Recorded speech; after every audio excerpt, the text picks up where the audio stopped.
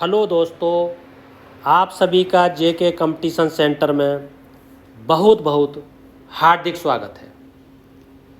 आइए दोस्तों, मित्रों, साथियों, आज के दिन हम भारतीय संविधान के विषय में लेकर आए हैं। भारतीय संविधान के लिए बहुत सारे छात्रों का, दोस्तों का फ़ोन आ रहे हैं और वो कह रहे हैं कि सर जी करंट अफेयर्स बहुत अच्छा पढ़ा रहे हैं आप, बहुत ही बढ़िया पढ़ा रहे हैं आप, सारे प्रश्न हम अपने घर पे सॉल्व करते हैं, बहुत ही अच्छे नंबर आ रहे हैं, इसलिए सर जी आप आगे संविधान पढ़ा दीजिए, संविधान बहुत ही अच्छी तरीके से आप समझा दीजिए, संविधान में बहुत ही गलतियां हो रही हैं, संविधान के प्रश्न ठीक नहीं हो पा रहे, संविधान एक ऐसा सब्जेक्ट बन गया है जो कि उसमें प्रश्नों की संख्या कम हो रही है और हम सिलेक्शन के बाहर हो रहे हैं। बच्चों की समस्याओं को देखते हुए, बच्चों की उम्मीदों को देखते हुए, बच्चों की भावनाओं को देखते हुए, बच्चों की समस्या ज़्यादा बढ़ने की दिक्कतों को देखते हुए ये एक पहल की जा रही है कि भारतीय संविधान को हम पढ़ाने के लिए जा रहे हैं। मुझे ऐसा विश्वास है जो बच्चे इससे जुड़ेंगे, जो बच्चे इसे समझेंगे, उनका संविधान से एक भी प्रश्न गलत नहीं होगा, एक भी प्रश्न गलत नहीं होगा। संविधान को ऐसे पढ़ा दूंगा, ऐसे समझा दूंगा, ऐसे सिखा दूंगा, ऐसे संकेतों से बता दूंगा कि आप यदि सोते समय भी आपसे कोई पूछे संविधान के प्रश्न के बारे में तो आप सटीक आंसर देंगे, सुंदर आंसर देंगे, चमकता हुआ आंसर देंगे, सितारा आंसर देंगे। आइए आज की शुरुआत करते हैं। इससे पहले मैं बता दूं कि जिन साथियों ने, जिन दोस्तों ने इस चैनल को सब्सक्राइब नहीं किया है तो मेरी ये शर्त है कि उसे पहले सब्सक्राइब कीजिए, बाद में देखना प्रारंभ कीजिए। सबसे पहले आप सब्सक्राइब कीजिए। आइए देखते हैं कि संविधान क्या है। तो देखो, ये जड़ है, बिल्कुल इसको समझना बहुत ज़रूरी है। जड़ को समझना सबसे पहले बहुत ज़रूरी है। संविधान है क्या? संविधान क्या चीज़ है, इसके बारे में आपको समझाते हैं। संविधान एक ऐसा दस्तावेज है जिसके अनुसार सरकार का संचालन होता है। ऐसा दस्तावेज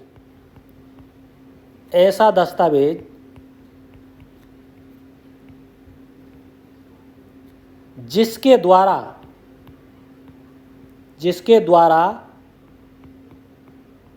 सरकार का संचालन होता है। सरकार का संचालन, देखिए, नंबर एक बात ये समझ लीजिए, आपसे कोई भी पूछे तो एक ऐसा दस्तावेज है जिसके द्वारा सरकार का संचालन होता है। और क्या होता है? इसके द्वारा विधायिका, कार्यपालिका, सब बता दूंगा विस्तार से कि ये है क्या। बेसिक कंसेप्ट तो समझिए, उसके बाद में देखना आपके आगे आगे संविधान भागा फिरेगा। विधायिका, कार्यपालिका और न्यायपालिका की स्थापना होती है किसके द्वारा? संविधान के द्वारा। और समझिए और क्या है ये संविधान क्या है? आदर्शों, उद्देश्यों एवं मूल्यों का दर्पण है, आईना है। यानी आदर्शों का, उद्देश्यों का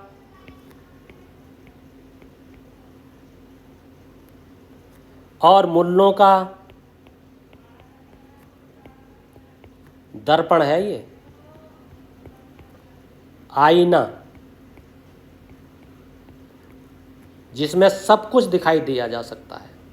ये एक ऐसा दर्पण है जिसमें आदर्श भी दिखाई देंगे, उद्देश्य भी दिखाई देंगे, मूल्य भी दिखाई देंगे, विधायिका भी दिखाई देगी, कार्यपालिका भी दिखाई देगी, न्यायपालिका भी दिखाई देगी और आपको सरकार भी दिखाई देगी। और देखिए, और क्या है संविधान, और है क्या? संविधान वर्तमान,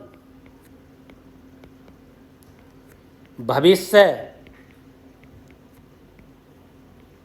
और भूतकाल को दर्शाता है, भूतकाल को दर्शाता है। बस इतना समझ लीजिए आप, इतनी जान पकड़ लीजिए आप, उसके बाद में संविधान देख लीजिए। कुछ नहीं है संविधान पे, एक ऐसा दस्तावेज है जिसके द्वारा सरकार संचालन होता है, सरकार संचालित होती है, यानी सरकार चलाई जाती है। और इस संविधान के द्वारा विधायिका, कार्यपालिका, न्यायपालिका की स्थापना होती है।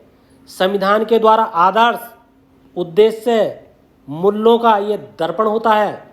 संविधान से वर्तमान, भविष्य और भूतकाल इसको दर्शाता है। ये संविधान का कार्य है, ये संविधान है। आपसे पूछा जाए कि संविधान क्या है? संविधान एक ऐसा दस्तावेज है जिसके द्वारा सरकार का संचालन होता है, विधायिका, कार्यपालिका, न्यायपालिका की स्थापना होती है, आदर्श, मूल्य और उद्देश्यों का दर्पण है, वर्तमान, भविष्य और भूतकाल को ये दिखाता है, दर्शाता है, समझाता है, उत्तेजना पैदा करता है। ये है संविधान। आइए आगे देखते हैं। आगे देखिए महत्व, महत्व क्या है? संविधान का महत्व क्या है? संविधान ये बताता है कि कानून कौन बनाएगा। समझिए, कानून कौन बनाएगा ये बात बताएगा संविधान। ये संविधान का महत्व है।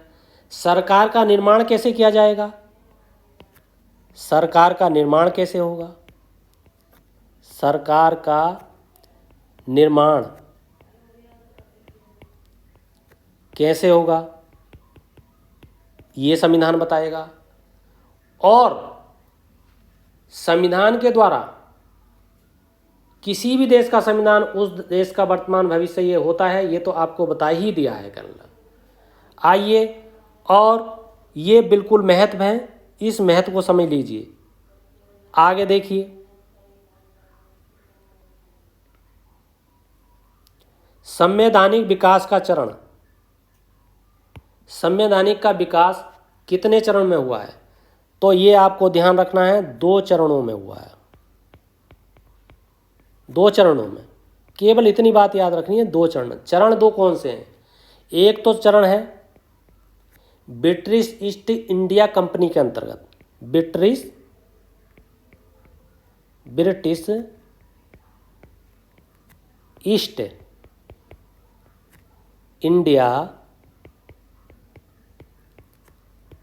कंपनी के अंतर्गत।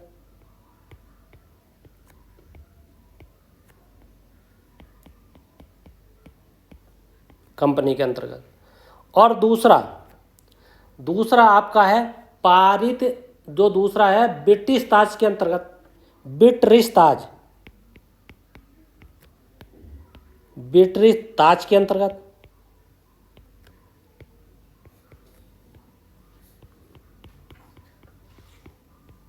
बस इतना समझ लीजिए। इसका जो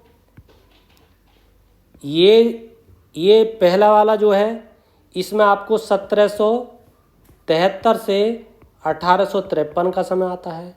इसके अंतर्गत आपके 1858 से 1947 तक का समय आता है। ये वाला, ये केवल समय, बस संवैधानिक विकास का ये 2 कारण हैं। इसको ऐसा समझा दूंगा, ऐसे रटा दूंगा, ऐसे बता दूंगा कि आप बहुत ही आराम से सीख जाएंगे। देखिए अब इसके संबंध में, अब आपका ये देखना है, इसकी ये व्याख्या देखते हैं। ये वाली संवैधानिक इतिहास क्या है, इसको समझ लीजिए। बस इसको आपने समझ लिया तो आप समझ ले संविधान को समझने में सफल हो गए। क्योंकि संविधान का इतिहास क्या है, संविधान की शुरुआत हुई कैसे है, संविधान का प्रारंभ कैसे हुआ है, संविधान की उत्पत्ति कैसे हुई है, संविधान का एकदम से उद्भव कैसे हुआ है, इस चीज़ को केवल ये इतिहास बता सकता है। इस इतिहास को आपको मैं बता रहा हूँ, आप कानों से सुनते जाइए, समझते जाइए। लिखने में टाइम बहुत खर्च होगा, इसलिए मैं आपको ये बता रहा हूँ। समझ लीजिए 23 जून 1757 को 23 जून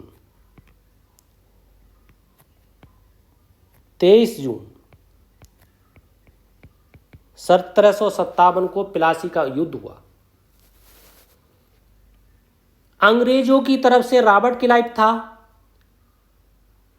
और बंगाल की तरफ से नवाब सिराजुद्दौला था। सिराजुद्दौला की तरफ से मीर जाफर तथा राय दुर्लभ थे। युद्ध हुआ कहां था? युद्ध हुआ था प्लासी में। प्लासी में हुआ। आप समझ रहे होंगे कि ये शायद इतिहास पढ़ाने लगे, नहीं, इस इतिहास से ही संविधान की उत्पत्ति हुई है। प्लासी पश्चिम बंगाल में है, ये समझ लीजिए। बहुत बार कंपटीशन में आया है, बच्चों से पूछा जाता है प्लासी कहाँ है, प्लासी का युद्ध बता देंगे 1757, मगर है कहाँ ये नहीं बताएंगे। और ये पश्चिम बंगाल में है, और पश्चिम बंगाल में जो प्लासी है वो नदिया जिले में है। नदिया जिले में, जिला नदिया है, और नदिया जिले में एक गांव है प्लासी, और प्लासी जो है भागीरथी नदी के तट पर बसा है। बस इतना समझिए। अब क्या होता है, युद्ध प्लासी का हुआ, 1757 में हुआ, मीर जाफर और अंग्रेज़ों के बीच हुआ।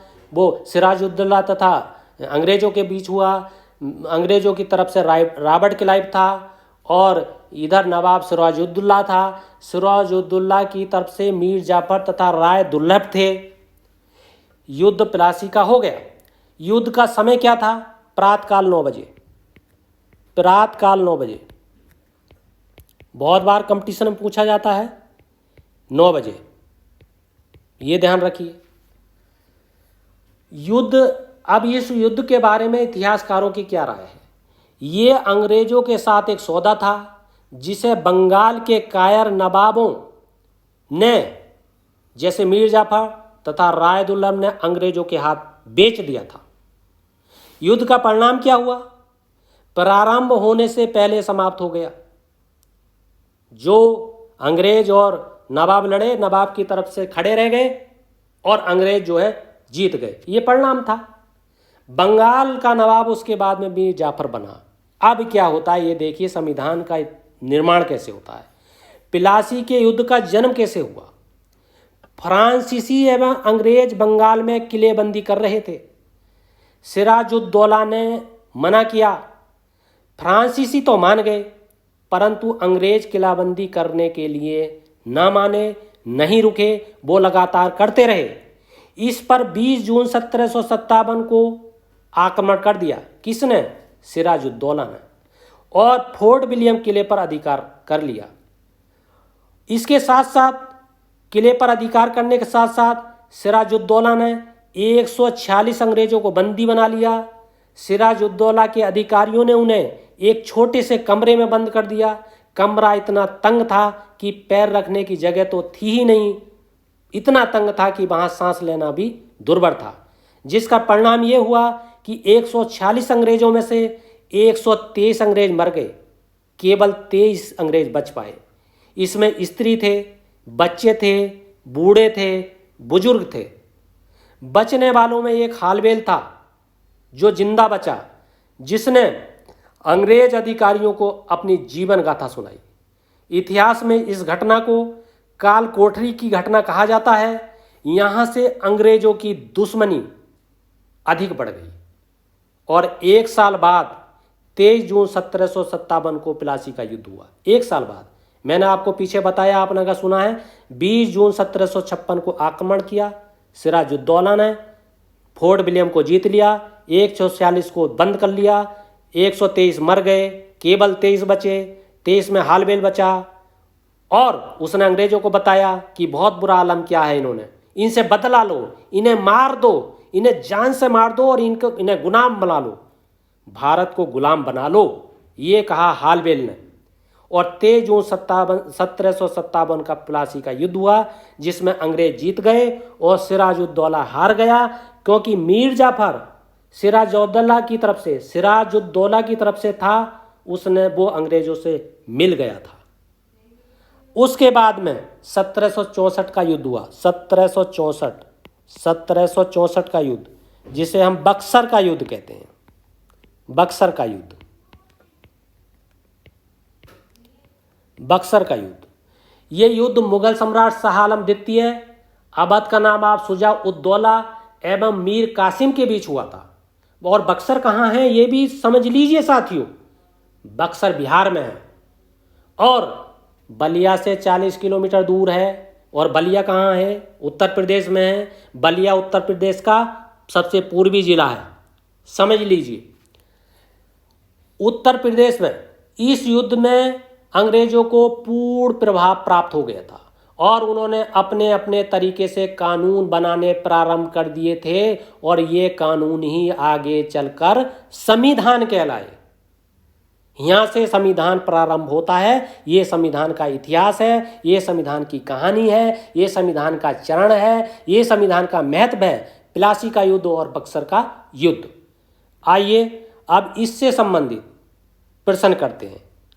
आपने अगर ये सारी व्याख्या समझी है तो इन प्रश्नों को सॉल्व करने में बहुत आसानी होगी और इन प्रश्नों को सॉल्व करने के बाद में जो अगला वीडियो हम बनाएंगे संविधान का, तो ये समझ लिए ये जड़ साबित होगी, इनसे सारा संविधान क्लियर होता चला जाएगा।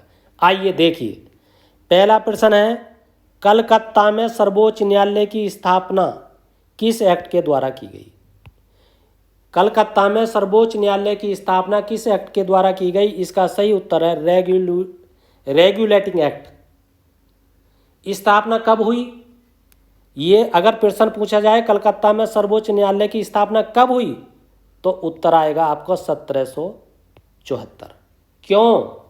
क्योंकि एक्ट 1773 का है, स्थापना 1 साल बाद हुई है। इसलिए बच्चों ये समझना बहुत जरूरी है। यहीं पर बच्चे मार खाते हैं, जिससे उनके प्रश्नों की संख्या, गलत प्रश्नों की संख्या बढ़ती चली जाती है। अब इसमें मुख्य न्यायाधीश कौन था? ये प्रश्न बहुत बार आता है।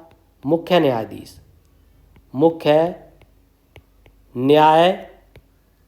कौन था?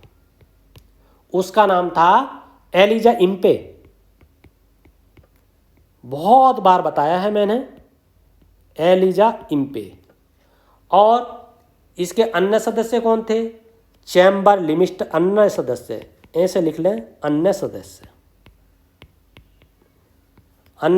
थे चैम्बर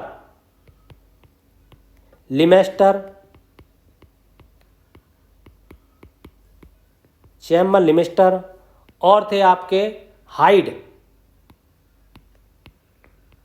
ये अन्य सदस्य थे। परीक्षा में बार बार पूछा जाता है कि कलकत्ता सर्वोच्च न्यायालय की स्थापना कब हुई? 1774 में। कलकत्ता सर्वोच्च न्यायालय की स्थापना किस एक्ट के द्वारा हुई? 1773 एक्ट के द्वारा। उसमें मुख्य न्यायाधीश कौन था? Elijah Impey. अन्य न्यायाधीश कौन थे? चैम्बर लिमिस्टर एवं हाइड। आइए अगला प्रश्न देखते हैं।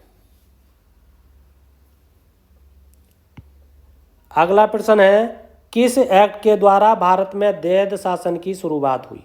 दैद शासन पिट्स 1784। इसे बोर्ड ऑफ कंट्रोल के नाम से भी जाना जाता है। बोर्ड ऑफ कंट्रोल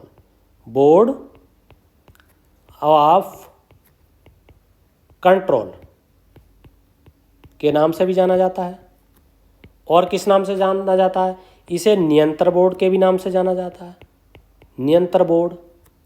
दोनों में से कोई भी विकल्प में आ जाए, यही निशान लगाना है। और क्या इससे जानकारी है? इससे राजनीतिक और व्यापारिक कार्य अलग अलग हो गए थे। इसका मुख्य उद्देश्य था राजनीतिक। पहले राजनीतिक और व्यापारिक कार्य एक ही थे, मगर अब इस एक्ट बनने के बाद में अलग अलग हो जाते हैं। व्यापार कोई और करेगा, राजनीति कोई और करेगा। ये इससे संबंधित जानकारी है। आइए अगला प्रश्न देखते हैं। अगला प्रश्न है, प्रथम बार शिक्षा पर खर्च किस एक्ट के द्वारा किया गया? इसका सही उत्तर है चार्टर एक्ट 1813। देखिए 1813 में प्रथम बार ये ऐसा एक्ट बनाया गया कि पहली बार शिक्षा पर 1,00,000 रुपये खर्च किए गए।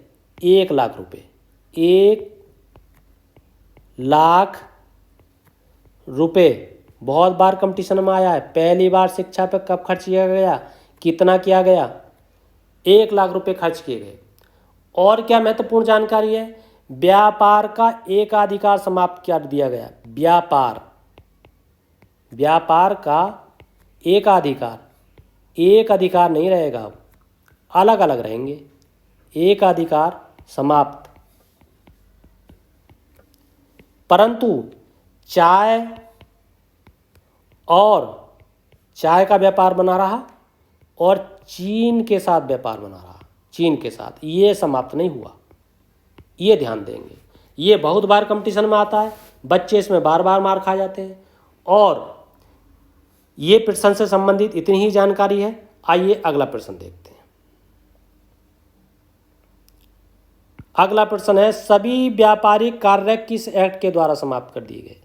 पहला प्रश्न है कि प्रथम बार शिक्षा पर खर्च किस एक्ट के द्वारा हुआ? चार्टर एक्ट 1813 के द्वारा। उसमें 1,00,000 रुपये दिए गए। उसमें राजनीतिक और व्यापार अलग अलग कर दिया गया। व्यापार के एकाधिकार को समाप्त कर दिया गया, परंतु चाय और चीन के साथ व्यापार बना रहा। चाय का व्यापार जरूर करेंगे और चीन के साथ व्यापार जरूर करेंगे। मगर इसमें क्या हुआ? इसमें आप देखिए कि राजनीतिक कार्य कंपनी के पास रह गए। राजनीतिक कार्य केवल राजनीतिक कार्य कंपनी के पास रह गए।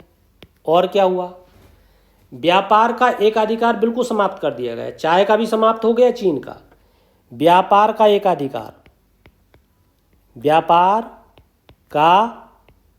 एकाधिकार बिल्कुल समाप्त कर दिया गया। अब कोई समझौता नहीं होगा, बिल्कुल समाप्त। देखिए कैसे इतिहास आगे बढ़ रहा है, संविधान कैसे कैसे इतिहास की आड़ में बढ़ रहा है। और देखिए एक और महत्वपूर्ण जानकारी है, इसमें भारत का प्रथम गवर्नर जनरल विलियम बेंटिक बना था। विलियम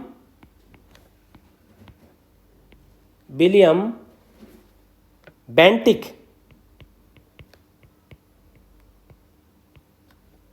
प्रथम बार गवर्नर जनरल बना। कानूनी सदस्य कौन था इस एक्ट में? कानूनी सदस्य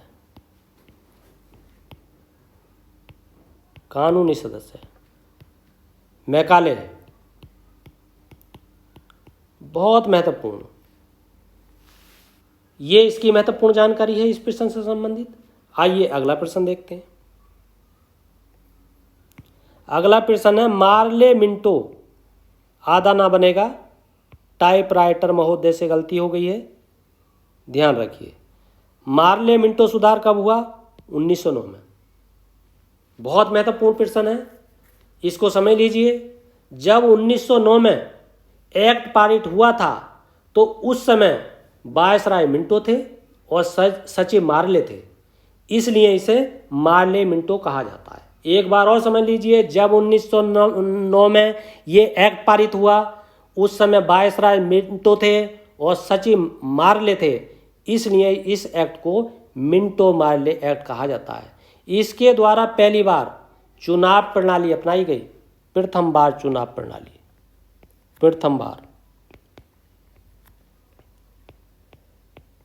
चुनाव प्रणाली अपनाई गई इस एक्ट के द्वारा, 1909 एक्ट के द्वारा। और क्या हुआ? केंद्रीय एवं विधान परिषद में, केंद्रीय जिसे लोकसभा और विधानसभा कहते हैं, केंद्रीय एवं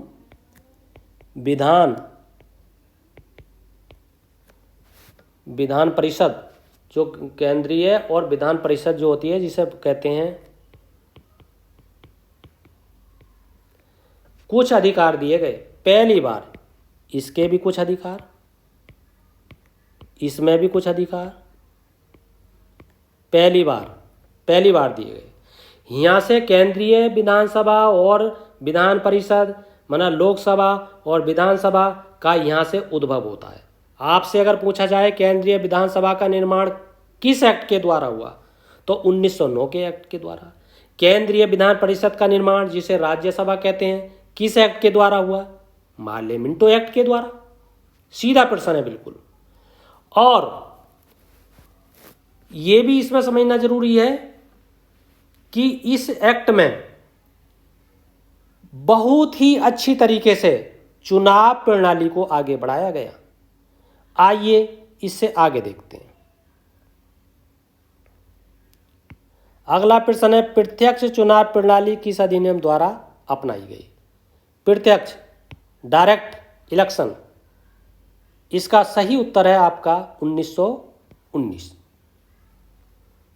इसे 1919 इस समय जो है इसे मॉन्टेग्यू चेम्सफोर्ड सुधार भी कहा जाता है, क्योंकि इसके पारित होने के टाइम पर मॉन्टेग्यू सचिव थे और चेम्सफोर्ड वायसराय थे। इसलिए इस 1919 के चुनाव प्रणाली को मॉन्टेग्यू चेम्सफोर्ड सुधार भी कहा जाता है। इसके द्वारा प्रांतों में देद शासन प्रणाली अपनाई गई।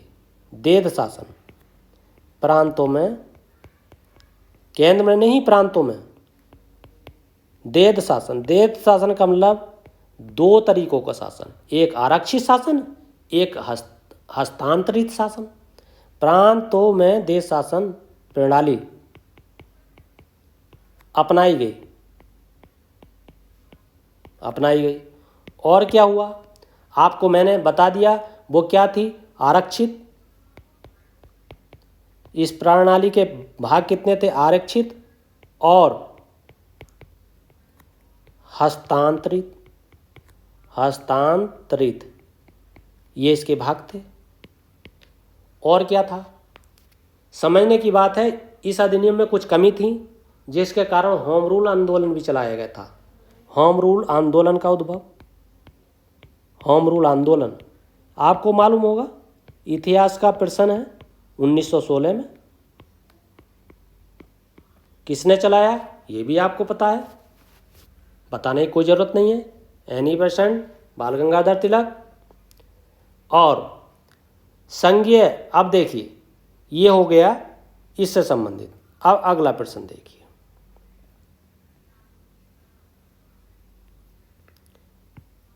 संघीय न्यायालय की स्थापना कब हुई? इसका सही उत्तर है, संघीय न्यायालय की स्थापना कब हुई? इसका सही उत्तर है 1937। आप देखिए इस प्रश्न से संबंधित, संघीय न्यायालय की स्थापना कब हुई? 1937। अगर प्रश्न आ जाए संघीय न्यायालय की स्थापना किस एक्ट के द्वारा हुई, तो आएगा 1935। ये ध्यान रखने की बात है इसमें। और इसी तरीके का ये प्रश्न इसमें पूछे जाते हैं। अब एक अंतिम प्रश्न आपका और है, इस प्रश्न को आप देख लीजिए।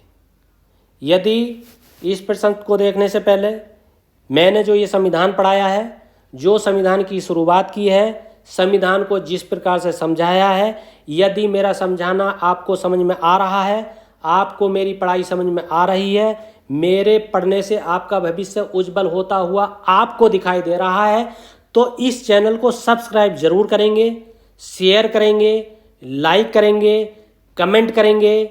और इस वीडियो को अगर एक बार में समझ में नहीं आए तो 2 बार देखेंगे।